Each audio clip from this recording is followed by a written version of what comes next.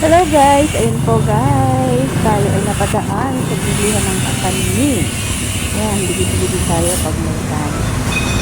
Kagagaling lang natin dyan guys sa ating pagubad sa ating exhibition, kaya napadaan tayo dyan sa bilihan ng mga kakanin. Pinoy kakanin guys.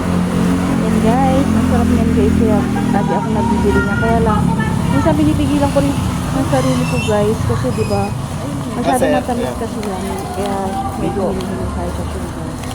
And guys, pero okay na rin yan, Pinoy kakanin. Basta paminsan-minsan lang guys, huwag naman natin dalasan. So guys, sino nakaka-relate sa mga ganyang kakanin? Kasi sarap yung ganyan. Talaga namang busog na busog ka na lang guys. And guys, ang ating binili, ang Pinoy kakanin. Tamang-tama yun sa mga walang naman ang tiyan. Then guys, ang ating binili, ang ating Pinoy kakanin. And guys, thank you for watching. Kain po tayo. Please follow, like, and share.